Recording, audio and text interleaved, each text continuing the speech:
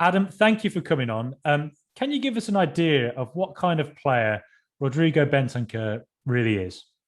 Sure, yeah, he's a Uruguayan midfielder who at Juventus more often than not, he's asked to play in front of the defence, like the typical Serie A regista type role, Jorginho, that kind of position. He's not really that kind of player. He's following on from Miralem Pjanic being pushed into that role at Juve. He's been followed on the same suit, but for Uruguay, he plays on the right hand side of a midfield three.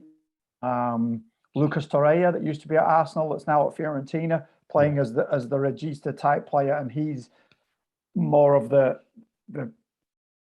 more attacking of the two guys on the flanks of that. You know, he's quite solid defensively. He's quite neat in possession, if a little bit too cautious, I think. But he's been good for Juve at times. I think he's a victim of, in recent seasons at least, of Juve's midfield being a little bit of a disaster area for the team. Right. And he's paid for that with his reputation. But before that, he was excellent. You know, he's a good rising kind of star in Serie A before that, and thought very highly of both at Juventus and by a wider Serie A audience. Okay, but a lot of Villa fans have wanted a kind of a destroyer type of defensive midfielder. I think a lot of fans see that as a missing element within our midfield. Does Bentancur kind of fit that destroyer mould, or is he a different kind of player? There's definitely more to him than that. Okay. He's like I say, he's much more comfortable on the ball than he is without it. In Serie A, he often falls guilty of getting silly, unnecessary yellow cards. A little bit like Alan, who came to Everton. Yeah. The same kind of thing, you know, a little bit too foully for Serie A refs. But mate, I think sometimes in the Premier League you can get away with that a little bit more, Kai, a little bit more physical, a little bit more of a physical league, not to be too stereotypical, but they kind of let them play a little bit more, I think. Mm-hmm. Whereas some of the refs in Serie A in particular can be a little bit picky. But no, I wouldn't say he's a defensive player by any means. He does his job defensively. He's tactically very aware, and he's certainly no slouch in that department. But he's much more of a builder of play than a destroyer of it, if you want to look at it that way. So a builder of play. So does that mean is he quite decent going forward? Does he offer like assists, goals, that kind of thing? He's more like the pass before the pass. You know, his assist numbers are quite low, and he's only ever scored 3 goals for Juve, none in this season or the season before. But again, that's more of a victim of the way that Juve have struggled in those 2 seasons where they've not won the league, whereas before that they were. He don't get forward into the box a lot, but again, he is being asked to play in that holding role for Juve more often than not. So he's not got the license to get as much as he should. I think it's hard to know who he really is because he's been hamstrung by a poor midfield and a different position than he's used to. But when he plays for Uruguay, you definitely see a lot more. You definitely see a lot more of what he's capable of because he's playing in that, not a free role, but freer. If you know, if that makes sense, he's got more license to get forward and join the attack more, to move up and down the field than he does when he's asked to sit and hold in front of the defence, like he has been at Juve for so long. And I think the way that he plays for Uruguay in particular, I think the Premier League probably suit him a lot more than not more than Serie A, but certainly more than the way that he's being asked to play in Serie A over the past couple of seasons. I think he's a player who can do a lot more than he's being allowed to in many ways. And I think he's definitely a player who you could see having a much higher ceiling than you might immediately think of from watching him over the last 2 years. And I think it's no surprise that these rumours have intensified after the report that Villa's chief scout was at the game at the weekend. Right. Because I think if you've watched him and you've watched him for Uruguay and then you go watch him in person, if that's your job to watch these players, I think you'd be able to take a lot more away of what he could be capable of in the right system and in the right team than he's showing if you just watch the highlights of the Juve game, or if you just tune in and see what you can see on TV. You know, you can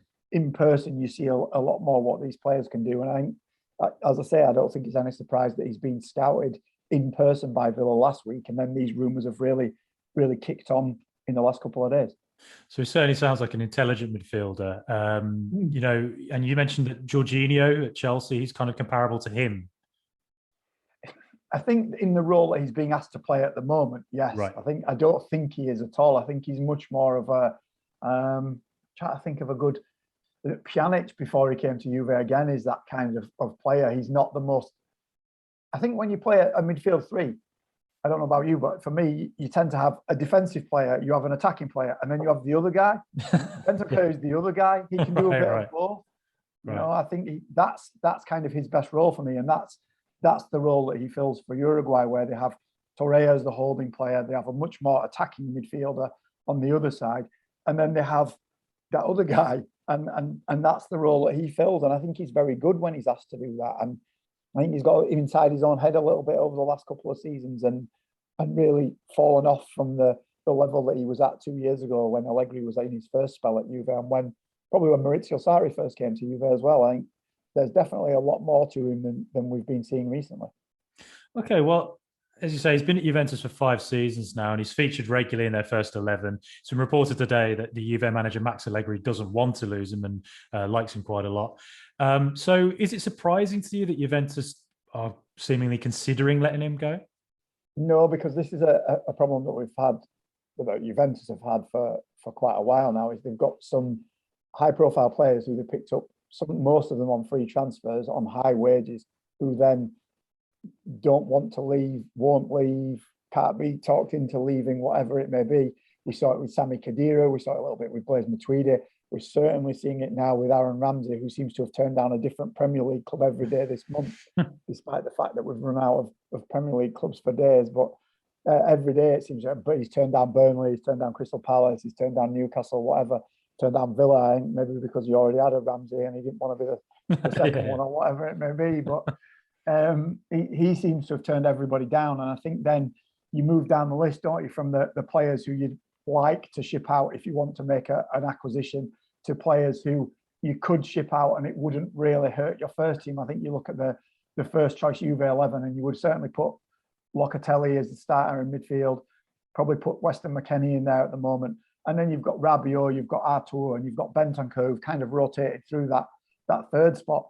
And Allegri likes Bentancur, he always has, because he can play those two roles. He can play in front of the defence or he can play to the side. He doesn't complain when he's on the bench. He does his job very well. He doesn't, outside of one or two examples, he doesn't really make big mistakes.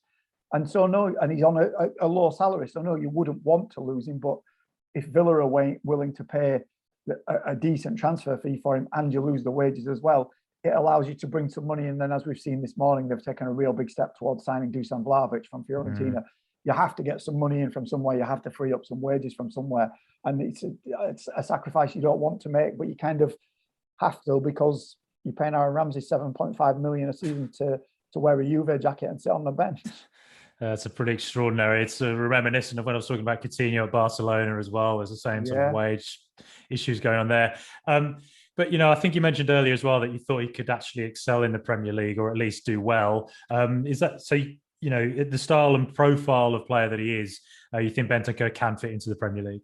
Yeah, definitely so. And I think for me, it's not just that he's well suited to that more physical style. He's probably, I think from bits that we have seen from him, I think he's more well suited to the I don't want to say more tactical freedom in the Premier League, but less tactical rigidity than Serie A, if we say it that way. You know, I don't think you can get too caught up in all these discussions about which league is which, but I think the way that he's been forced to play at Juve within a very disciplined tactical role, being free of that will help him to be the best player that he can be.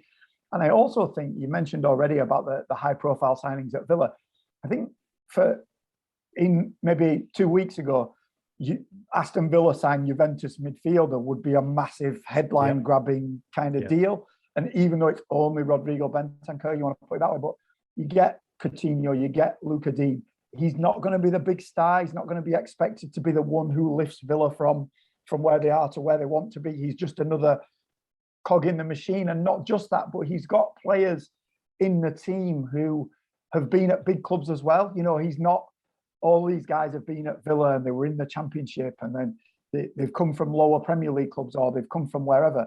Luca Digne's been at Roma, he's been at Barcelona, he's been at PSG. Coutinho's been at Bayern, Barca, and Inter. So not only have they been at high-profile clubs, but they've both played in Italy as well. So I don't think he's going to find himself on an island, apart from the fact that Britain is an island. He's not going to find himself on an island of being the only one. I think he's not going to be expected the big star. He's not going to be the only person who speaks Italian, who has this experience of playing in Italy. He's not going to be the only South American even with Coutinho being there.